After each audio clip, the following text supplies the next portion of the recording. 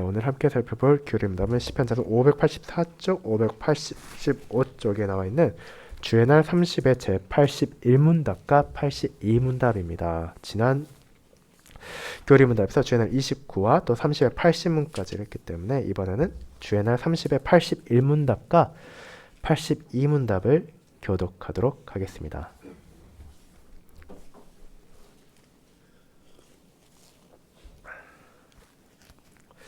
교리문답 교독하도록 하겠습니다. 하이데르 교리문답 주의 날 30 제 81문 주님의 식탁에 누가 나올 수 있습니까? 자기 죄 때문에 진실로 자신을 미워하는 한편 그리스도의 고난과 죽으심으로 자기의 죄가 용서받고 남아있는 연약함이 가려진다는 것을 믿는 사람들, 그리고 자신의 믿음을 강하게 하고 생활을 개선하기를 점점 더 갈망하는 사람들입니다. 그러나 위선자들과 회개하지 않는 자들은 자신에게 임하는 심판을 먹고 마십니다. 제82문 자신들의 고백과 생활로 믿지 않음과 경건하지 않음이 드러나는 사람들에게도 주의 만찬이 허용되어야 합니까? 안 됩니다. 그렇게 하면 하나님의 언약이 더럽혀질 것이고 온 회중에게 하나님의 진노가 불붙게 될 것이기 때문입니다. 그러므로 그리스도와 그분의 사도들의 명령을 따라 생활을 바로 고칠 때까지 그리스도의 교회는 하늘 왕국의 열쇠로 그런 사람들을 성전에서 제외해야 할 의무가 있습니다. 네, 말씀 묵상 후에는 찬송 1장으로 우리의 신앙을 사도신경을 통해 고백하는 시편 51편의 5, 6, 7, 8절을 이어서 부르도록 하겠습니다. 사랑하는 주 예수 그리스도 안에 있는 형제 자매님들, 오늘 우리가 앞서 읽은 마태복음 20장에서 우리는 예수 그리스도께서 지내신 비유 하나를 보게 됩니다. 주님께서는 천국에 대한 설명을 하시며 한 임금의 혼인잔치의 예를 드셨습니다. 어떤 왕이 자신의 아들의 혼인을 축하하며 성대한 잔치를 베풀고 합당한 사람들을 초대했습니다. 우리가 생각할 때 그렇게 나라의 가장 높은 사람이 자신의 가족의 경사에 초대했다면 당연히 그 초대를 받은 사람들이 참여해야 할 것 같지만 이 비유에 나온 사람들의 반응은 그렇지 않았습니다. 왕이 종들을 보내어 2차례나 그들을 초청했음에도 불구하고 그들은 그 자리에 오기를 싫어했습니다.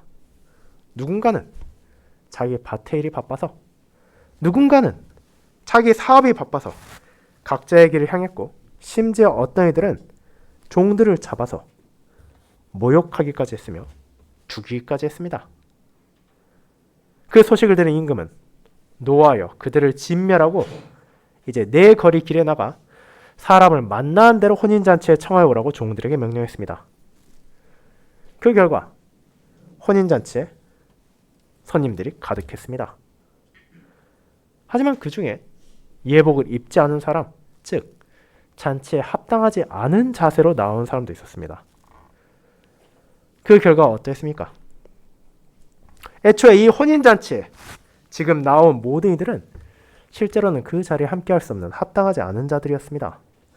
그럼에도 왕의 은혜로 말미암아 그의 아들의 혼인잔치에 초청을 받아 오게 되었지만 그 자리에 나오는데 합당한 자세를 갖춘 이들은 기쁨을 나누는 한편 합당하지 않은 자세로 나온 이들은 오히려 손발을 묶여 바깥에 내던져지는 것을 우리는 보게 됩니다. 이와 같은 비유는 분명 1차적으로는 천국에 대한 비유를 가리키고 있는 것입니다. 하지만 동시에 오늘 우리가 살필 주님의 식탁에도 적용될 수 있는 비유입니다. 성찬을 시행할 때 우리는 자신들 앞에 놓인 주님의 식탁을 보게 됩니다. 그런데 그 식탁에 나온 이는 두 부류가 존재합니다. 한 부류의 사람들은 그 자리의 의미가 무엇인지를 바르게 이해하고 주님의 은혜 앞에 한없이 낮고 죄악된 자신을 겸손히 낮추며 나오지만 다른 부류의 사람들은 그 자리의 의미를 무시하고 자신의 죄와 잘못이 별것 아니라는 듯 스스로를 속이고 형제 자매를 속이며 교회를 속이고 위선과 거짓으로 그 자리에 나오기도 합니다.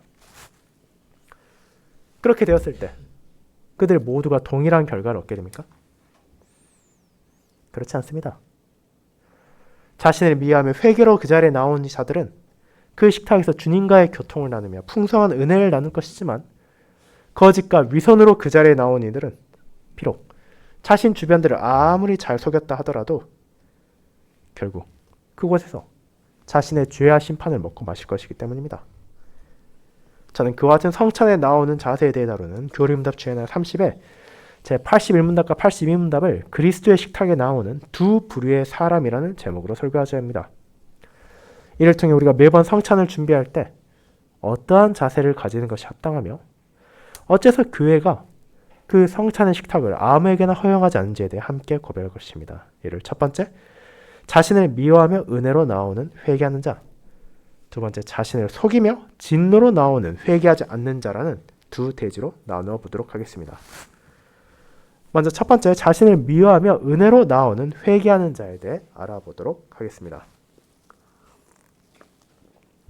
형제자매 여러분, 지난주에 우리는 주의 만찬의 본질이 대체 무엇인지에 대해 교리문답 주의날 29에 78문답과 79문답, 그리고 주의날 30에 앞선 80문답, 그리고 히브리서 10장의 말씀을 통해 살펴보았습니다. 우리가 정기적으로 기념하는 주의 만찬의 본질은 대체 어디에 있었습니까? 그것은 십자가에서 드려진 그리스도의 희생제사를 반복하는 것이 아니며 그분께서 단번에 드리신 온전한 희생제사를 기념하고 확증하는 것에 있었습니다. 그렇게 그 식탁에 놓인 떡과 포도주 역시 그리스도의 물리적인 몸과 피로 변하는 것이 아니라 그것을 통해 완성된 구속의 은혜를 바라보게 하고 우리를 하여금 믿음으로 복음의 약속을 붙잡도록 하는 표와 인이라는 사실을 확인했습니다. 그러면 우리는 로마 교회가 지금도 주장하는 것처럼 사제의 제사를 통해 우리의 죄가 용서받는다는 주장을 받아들이지 않습니다. 성경은 분명하게 그리스도께서 단번에 자신의 몸을 들이심으로 우리가 거룩함을 받았다고 선언하고 있으며 더 이상 우리에게 죄를 위한 제사가 필요하지 않다고 증거하기 때문입니다. 결국 이와 같은 주님의 뜻을 외면하고 자신들의 왜곡된 방식으로 주의 만찬을 시행한다는 것은 하나님이 아니라 사람의 공로를 부각하고 하늘이 아니라 이 땅에 신자의 마음과 시선을 집중하게 하는 잘못된 것입니다. 하지만 동시에 성찬이 단순한 기념의 자리만이 아니라는 것도 잊어서는 안 됩니다. 그리스도께서는 자신의 육신으로 그 자리에 계시는 것은 아니지만 자신의 영으로 우리와 항상 함께하기 때문입니다. 성령의 역사하심을 통해 우리는 그 자리에서 과거의 은혜만이 아니라 지금 내게 주어진 그리스도의 은혜로운 영적인 양식을 경험하고 장차 어린 양의 혼인잔치에서 누리게 될 미래의 영광까지도 바라보게 되는 것입니다. 그러므로 주의 만찬은 우리에게 확신과 위로의 식탁입니다. 우리는 자신의 무언가를 높이기 위해서도 아니고 자신의 공로와 자격을 입증하기 위해서도 아니라 이미 완성되었고 지금도 주어지고 있으며 앞으로 누리게 될 은혜를 믿음으로 먹고 마시는 것입니다. 그렇게 우리는 그리스도의 제사의 온전함을 고백하며 오직 감사로 그 자리에 함께 나아가는 공동체입니다. 그렇다면 이제 우리가 꼭 살펴봐야 할 중요한 질문이 있습니다. 그처럼 풍성한 은혜로 주어진 주님의 식탁, 거룩한 주님께서 우리를 부르신 주의 만찬의 자리에 과연 어떠한 사람들이 나아갈 수 있냐는 것입니다. 오늘 읽은 마태복음의 비유를 생각해 본다면 이에 도움을 받을 수 있습니다. 한번 여러분이 아는 가장 높은 사람, 소위 말하는 과거의 왕이나 오늘날의 대통령과 같은 사람들을 떠올려 보시기 바랍니다. 여러분은 자신이 그 사람의 집에 가서 그의 가족들과 함께 앉아 식사하는 모습을 상상해 볼 수 있습니까? 아마도 그런 것은 상상으로도 그렇게 쉽지만은 않을 것입니다. 명실공히 나라에서 가장 강력한 권력을 가지고 있는 대통령과 식사를 한다는 것은 일반 시민들에게는 거의 허락되지 않는 정말로 특별한 일이고 현실적으로는 그보다 훨씬 낮은 자리에서 제한된 권위와 힘을 가지고 있는 시장이나 군수만 하더라도 특별한 용무가 없다면 그와 대석하여 음식을 먹는 일이 거의 드뭅니다. 그런데 여러분은 주의 만찬에서 누구의 식탁을 바라봅니까? 이 땅의 어떤 정치인, 권력자 혹은 유명인과 비교할 수 없는 만물을 창조하시고 다스리시며 세상을 섭리로 운행하시는 절대적인 주권자께서 준비하신 그분의 식탁을 앞두게 됩니다. 우리가 정말로 주의 만찬이 그 이름 그대로 주님의 식탁이라는 것을 기억한다면 우리가 그 자리에 나아갈 자격이 있습니까? 내가 대체 무슨 권리로 그 식탁에 참여하겠습니까? 나의 부족함과 나의 비천함을 인정한다면 내가 거기 감히 나아갈 수 없는 고귀한 자리라고 생각할 수밖에 없지 않겠습니까? 그 식탁에 놓이는 떡과 포도주가 나에게 필요한 것이라는 것과 별개로 그 자리에 내가 함께할 수 있는 자격이 있냐는 것은 분명 생각해 볼 만한 질문입니다. 그렇게 여러분이 하나님의 거룩하심을 기억하고 자기 자신의 부족함을 인식한다면 이런 질문은 자연스럽게 떠오를 수밖에 없습니다. 그럼에도 분명 우리는 정기적으로 주님의 식탁을 기념하고 그 자리에 함께 나아가고 있는 것도 사실입니다. 그렇다면 우리는 어떻게 그 자리에 나아갈 수 있습니까? 그 이유는 간단합니다. 내가 자격이 있고 혹은 내가 무언가의 대가를 치렀기 때문에 그곳에 앉아 주님의 떡과 포도주를 먹고 마시는 것이 아니라 그 만찬의 주인이신 그리스도께서 자비롭게 우리를 초대해 주셨고 값없이 그 자리에 함께하도록 부르셨기 때문입니다.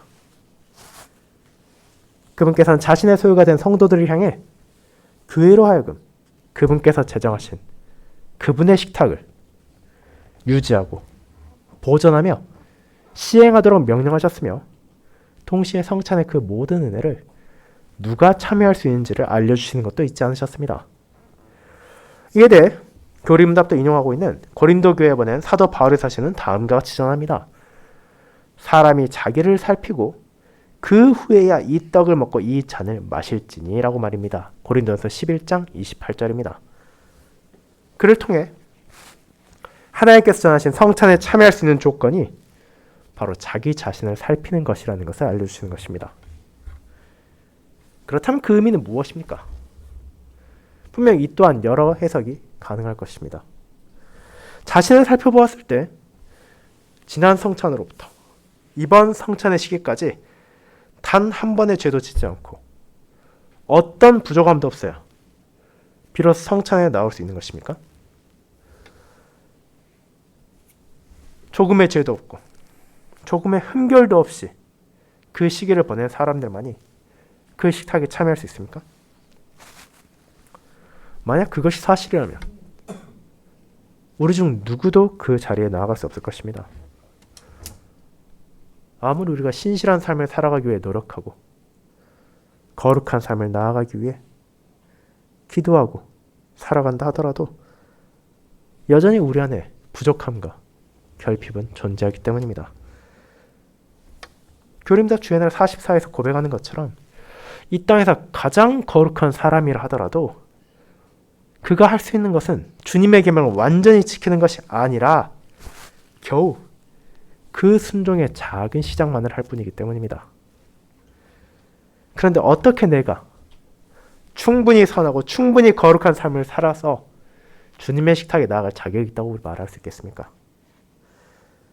만약 혹시라도 그런 생각을 하고 성찬에 나오는 사람이 있다면 이는 안타깝게도 자신의 현실을 외면하고 자신의 선행과 능력을 과대평가한 것이며 혹은 하나님의 뜻이 무엇인지를 이해하지 못하는 어리석음과 교만에 빠진 것에 불과합니다. 그렇다면 이 식탁에 나올 수 있는 자는 누구입니까? 다르게 말하자면 이 식탁에 반드시 참여해야 되는 사람들은 누구입니까? 이는 먼저 자신의 죄를 고백하고 그에 대해 진심으로 슬퍼하는 자입니다.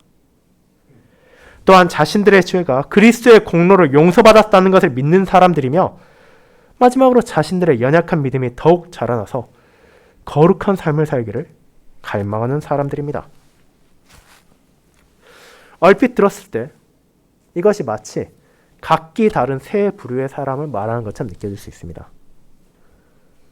하지만 사실은 그렇지 않습니다. 이 모든 것들은 교리문답의 세 가지 단락, 제1부, 제2부, 제3부가 전하는 것처럼 자신의 죄와 비참을 고백하고 자신에게 주어진 복음을 붙잡으며 그 복음에 따라 감사해 살고자 하는 사람의 모습을 가리키는 것이며, 더 좁게 말하자면 이어질 주의 날 33에 함께 고백할 참된 회개 또는 회심 가운데 살아가는 신자의 모습을 표현한 것이기 때문입니다. 즉, 주님께서 그분의 식탁에 부르는 사람들은 완벽한 사람이 아닙니다. 그분께서도 직접 자신이 죄 없는 자를 위해 온 것이 아니라고 말씀하신 것처럼 그분의 식탁 역시 이미 충분히 완벽한 사람, 자신의 거룩함과 자신의 선행으로 하나님께 나아갈 수 있는 자들을 위해 준비된 것이 아닙니다.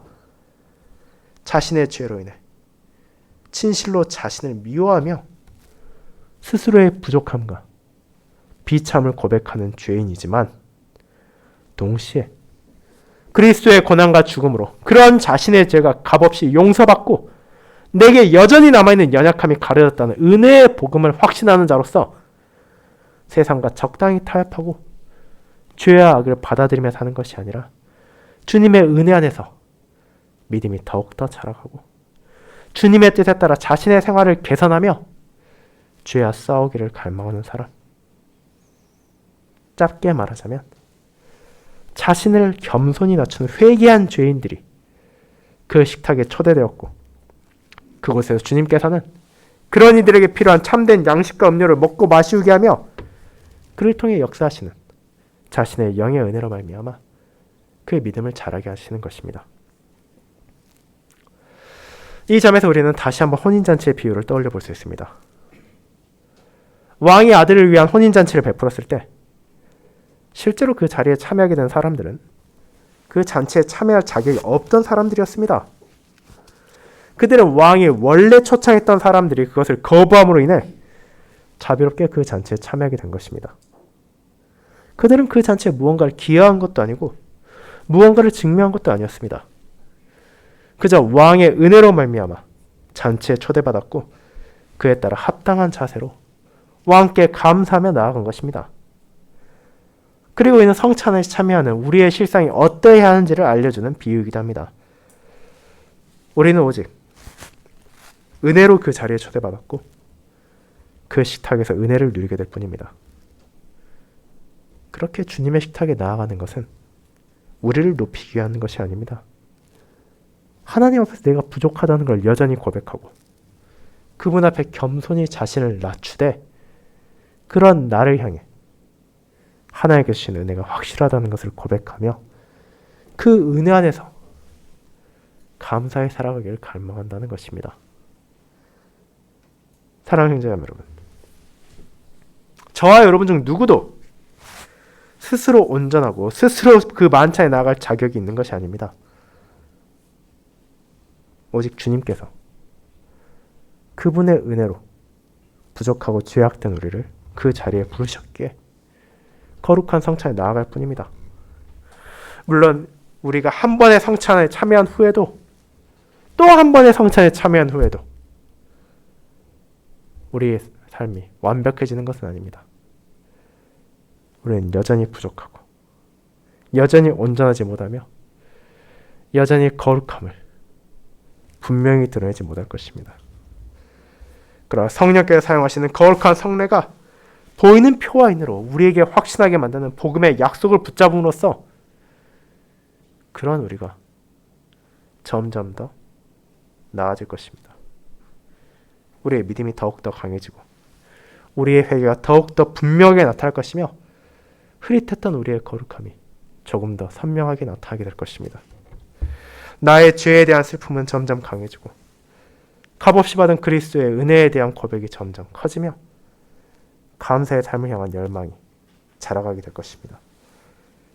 그렇게 자신을 낮추고 주님을 찬양하는 삶에 대한 확신을 성찬에 나아가는 회개한 죄인들은 깨달으며 나를 위해 준비하시고 나의 필요를 채우시는 성찬을 감사히 받게 될 것입니다. 그것이 우리 역시도 조만간 다시 기념하게 될 성찬을 앞두고 살펴야 될 그 자리에 나아가는 사람의 믿음과 회개인 것입니다. 이어서 두 번째, 자신을 속이며 진노로 나오는 회개하지 않는 자에 대해 알아보도록 하겠습니다. 성도 여러분, 그렇지만 그와 같은 주님의 식탁에 나오는 모든 사람들이 그와 같은 합당한 자세를 갖추는 것은 아닙니다. 우리는 분명 그러해야 한다는 것을 알고 있고 그러기를 바라지만 우리는 여전히 이 땅의 교회 안에 위선자들도 있으며 회개하지 않는 죄인들도 존재한다는 것을 알고 있으며 그로 인해 성찬에 누가 참여해야 되는가가 아니라 누가 참여해서는 안 되는가에 대한 논쟁이 일어나는 것도 볼 수 있습니다. 비록 원칙적으로는 앞서 고백한 회개한 죄인들이 주님의 식탁에 나와야 한다는 것에 동의한다 하더라도 그것을 대체 누가 판단하느냐에 대해 이견도 나오기 때문입니다. 상당수의 교회들은 이에 대해 그것은 스스로에게 매인 것이라고 말합니다. 교회에는 위선자들과 회개하지 않는 자들이 성찬에 참여할 때 그 자신의 심판을 먹고 마시는 것임을 경고하는 것만으로 충분하다고 말하며 성찬의 참여에 대해서는 결정할 권한이 없다고 하는 것이 그들의 주장입니다. 하지만 이와 같은 주장은 실제 성경이 말한 것과는 반대됩니다. 앞서 언급한 고린도전서의 사도 바울의 서신은 이어서 이렇게 말하기 때문입니다. 우리가 우리를 살폈으면 판단을 받지 아니하려니와 우리가 판단을 받는 것은 주께 징계를 받는 것이니 이는 우리로 세상과 함께 정죄함을 받지 않게 하려 하심이라. 고린도서 11장 31, 32절입니다. 앞선 내용에서는 자기라는 표현을 통해 성찬에 나오는 사람들이 스스로를 살펴야 할 의무가 있다는 것을 말했지만 이 구절의 사도는 단수가 아니라 우리라는 복수형을 사용하며 징계를 받는 대상도 그 혹은 그녀라는 단수가 아니라 우리, 즉 교회 전체를 가리키고 있습니다. 그럼 그 교회 안에 어떤 문제를 가진 자들이 성찬에 참여했습니까? 어떤 이들은 거룩한 성례가 가진 표와 인이라는 사실을 망각하고 마치 일상의 음식에 일상의 포도주를 마시는 것처럼 먹는 것처럼 배고프면 먼저 먹고 목마르면 먼저 마셔버리는 행위를 하기도 했습니다. 그 결과 배고픈 사람, 취한 사람이 나타나기까지 했습니다. 이런 행동은 교회를 업신여기고 빈궁한 자들을 부끄럽게 만들었습니다. 그럼에도 불구하고 그것을 제지하고 막는 사람들이 없었기에 바울은 우리가 징계를 받는다고 선언한 것입니다. 이것은 자신들의 성찬을 바르게 이해하지 않고 있다는 불신을 나타낸 것이고 생활 가운데 거룩함을 갈망하지 않는다는 불경건을 드러내는 것입니다. 그렇게 교회는 마땅히 이런 사람들을 성찬에서 제외시켜야 합니다. 그리고 그렇게 할 수 있는 이유는 교회가 사법적인 권위를 가져서가 아니라 주님으로부터 받은 천국의 열쇠를 통해 그분의 뜻에 따라 성도를 돌보고 지켜야 하는 영적인 권위를 위임받았기 때문입니다. 그러므로 교회가 이를 바르게 행하지 않는다면 그것은 자신들의 소명을 방기한 것이고 하나님의 언약을 더럽히는 그릇된 행동입니다. 이와 같은 천국의 열쇠에 대해서는 이어지는 주일에 보다 자세히 살피겠지만 그럼에도 우리는 이 열쇠들을 통해 주님의 식탁을 거룩하게 지켜야 한다는 것을 기억해야 합니다. 물론 여기에서 주의해야 할 점이 하나 더 있습니다. 교회의 역할은 모든 회원을 잠재적인 제재 대상으로 보고 감시의 눈을 빛내는 것은 아니기 때문입니다. 그렇게 하는 것은 하나님의 양떼를 인도하고 돌보는 목자로서 직분자들을 보내신 주님의 뜻을 따르는 것이 아닙니다. 그뿐 아니라 아무리 당회가 눈을 부릅뜨고 회원들을 살핀다 하더라도 위선자들과 외식자들을 완벽하게 파악한다는 것이 불가능한 것도 현실입니다. 얼마든지 당회의 눈앞에서는 형제 자매들의 눈앞에서는 신앙 고백에 충실한 말을 하고 누구보다 성경의 지식을 자랑하며 남들 앞에서는 버젓이 신실한 듯한 행동을 하면서도 정작 그 마음 안에는 거짓 가르침과 죄악이 물들고 사람들의 눈이 없는 곳에서는 그리고 교회가 알지 못하는 곳에서는 끊임없이 자신들의 불신과 불경건을 드러내는 사람들로 존재하기 때문입니다. 그런 사람들을 당회가 어떻게 완벽하게 파악하고 막을 수 있겠습니까? 그렇게 교림단 분명하게 이에 대한 선을 긋습니다. 자신들의 고백과 생활로 불신과 불경건을 드러내는 자들에게 주의 만찬을 허용해서는 안 된다고 말합니다. 당회와 직분자가 타인의 마음을 꿰뚫어보고 재단하여 판단할 수는 없습니다. 다만 그들의 불신과 불경건이 외적으로 드러나고 밝혀질 때 그들을 제재하는 것입니다. 그리고 이는 첫 번째로는 거룩한 주님의 식탁을 지키기 위한 것이고 교회와 성도들을 위한 것이지만 동시에 이것은 그와 같이 성찬에서 제외된 이들을 위한 것이기도 합니다. 그들이 정말로 독하게 마음을 먹는다면 형제자매를 속이고 당회를 속여서 주의 만찬에 얼마든지 참여할 수도 있을 것이지만 정작 그렇게 그 자리에 나와서 떡과 포도주를 먹고 마신다 하더라도 자신의 죄를 진정으로 회개하며 나오지 않는 한 그들이 먹고 마시는 것은 그 표와 인이 가리키는 주님의 살과 피가 아니라 그 자신의 심판뿐이기 때문입니다.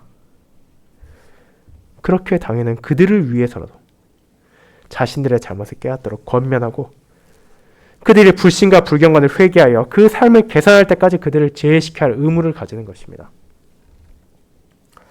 역시 마태복음 22장의 비유와 연관해서 이해하면 도움이 됩니다. 앞서 말씀드린 것처럼 왕의 혼인잔치에 나와왔지만 합당하지 않은 옷을 입은 사람이 있었습니다. 그는 그 잔치에 어떤 자격도 없이 은혜로 초대받았음에도 불구하고 예복을 입지 않고 그곳을 향한 것입니다. 그 결과가 무엇입니까? 그는 왕의 심판을 받아 비참하게 쫓겨나게 되었을 뿐입니다. 그리고 그와 같은 일이 성찬에서도 나타날 수 있습니다. 위선자들과 회개하지 않는 죄인들이 주님의 식탁에 나오는 것을 교회는 최대한 막기 위해 노력할 것이지만 서로 그들이 아무리 자신을 교묘하게 숨겨서 성례에 참여한다 하더라도 그것은 그들에게 아무런 유익도 되지 않습니다. 사람의 마음을 아시는 하나님께서는 그렇게 회개하지 않은 죄인들과 위선자들이 그분의 식탁에 서로 나온다 하더라도 그들에게 은혜를 내리시는 것이 아니라 그들을 벌하실 것이기 때문입니다. 그런데 여기에서 여러분은 제81문과 82문의 차이점을 발견하셨습니까? 81문에서는 주님의 식탁에 누가 나올 수 있습니까? 라고 묻고 82문에서는 자신들의 고백과 생활로 믿지 않음과 경건하지 않음이 드러나는 사람들에게도 주의 만찬이 허용되어야 합니까? 라는 유사한 질문이지만 그 안에도 차이가 있습니다. 그것은 주님의 식탁에 나오는 것은 참된 믿음과 참된 회개로 주님께 나아가기를 갈망하는 자들이며 이는 성찬에 반드시 참석해야 하는 사람입니다. 그 사람들은 스스로를 돌이키고 성찬에 나와야 하며 그리스도께서 초대하신 식탁에 앉아 그분의 은혜를 통해 믿음이 강하게 되고 복음의 약속을 더욱 확신해야 합니다. 이를 다르게 말하자면 누군가 자의적으로 나는 이번 성찬 기간에 부족했고 죄를 지었으니 참여해서는 안 되겠다라고 판단하는 것은 사실 합당한 것이 아니라는 것입니다. 그것이 외적으로 드러난 불신과 불경건이라면 교회가 필요하다고 판단할 경우 권증을 통해 성찬에서 제외시킬 것입니다. 만약 그것이 내적으로 일어나는 것이라면 먼저 자기 권증을 통해 스스로를 돌이키고 죄에서 멀어져야 하며 스스로의 죄악을 미워하고 그리스도의 은혜와 거룩한 삶을 더욱 갈망하며 성찬을 향해 하는 것이지 그것을 자의적으로 거부하는 것은 주님의 뜻과 어긋나는 것입니다. 그분께서는 회개한 죄인들이 자신의 식탁을 통해 은혜를 누리며 그분께서 선포하신 모든 복음의 약속을 붙잡음으로 더욱더 죄와 싸워나기를 바라시며 부족하고 연약한 우리를 그 자리에 초대하시기 때문입니다. 자신이 죄를 짓고 있다는 것을 알면서도 완강하게 그것을 붙잡고 심지어 다른 이들이 알지 못하게 숨기면서까지 유지하는 것은 당연히 버려야 할 큰 악이며 만약 그것이 자신만의 힘으로는 도저히 떨쳐낼 수 없다고 느껴진다면 교회의 도움을 요청한 것이 마땅합니다. 그것이 신자가 죄를 대하는 태도여야 합니다. 그렇게 모든 신자는 마땅히 이 성찬을 바라며 이에 나오기 위해 자신들을 돌이켜야 합니다. 그리고 그것은 성찬을 준비하는 잠깐의 시기에만 나타나는 것이 아니라 그 모든 삶 안에서 계속해서 증거되어야 하는 자세입니다. 결국 그 자세는 앞서 말씀드린 것처럼 복음 안에 살아가는 자들의 삶의 모습, 믿음 안에서 살아가며 회개하며 사는 신자들의 모습을 말하고 있기 때문입니다. 참된 믿음 안에 산다는 것은, 회개하며 산다는 것은 그저 한순간 눈물을 흘리고 한순간 애통함으로써 끝나는 것이 아니라 그의 모든 삶 가운데서 점점 더 죄를 미워하고 죄를 피하며 하나님의 뜻에 따라 살아가는 것을 사랑하고 즐거워하는 것이기 때문입니다. 이는 주에는 30장에서 확인할 수 있습니다. 여기에서 마지막으로 한 가지 기억해야 하는 것이 있습니다. 그렇다면 어째서 아직 공적 신앙 고백을 하지 못한 자녀들은 성찬에 참여하지 못하는 것입니까? 개혁교회는 오늘 본문에 나오는 자기를 살피고라는 명령의 의미를 따라 공적 신앙 고백 전에 자녀들을 성찬의 식탁에 나오지 않게 하고 그들이 영적으로 더욱더 성숙해지기를 기다립니다. 하지만 이것이 그들이 성찬에서 배제되었다는 것은 아닙니다. 우리가 고백했듯이 성례는 거룩하고 눈에 보이는 표와 인입니다.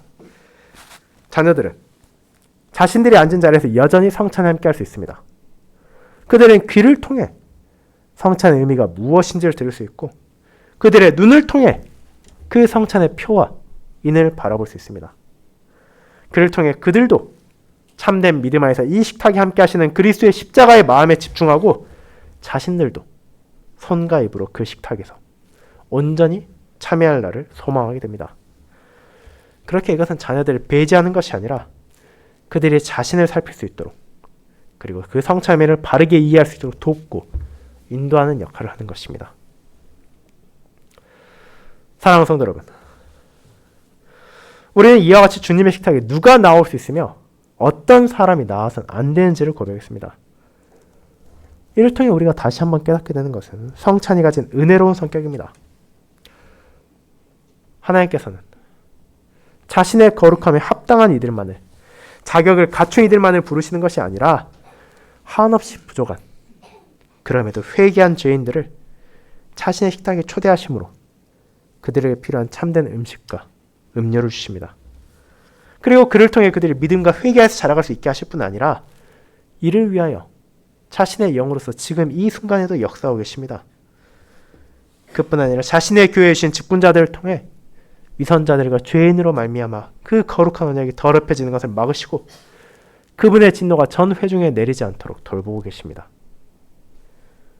이것이 얼마나 큰 은혜입니까? 우리가 주의 만찬에 나아갈 때 과연 누구의 식탁에 나아가고 있는지를 진실로 기억할 때 우리는 그 은혜의 성격을 놓치지 않을 것입니다. 그러므로 그 식탁을 바라보며 자신을 살피고 주님의 은혜 안에서 거룩한 삶을, 감사의 삶을 더욱더 갈망하도록 합시다. 그런 우리를 주님께서 부르고 계십니다.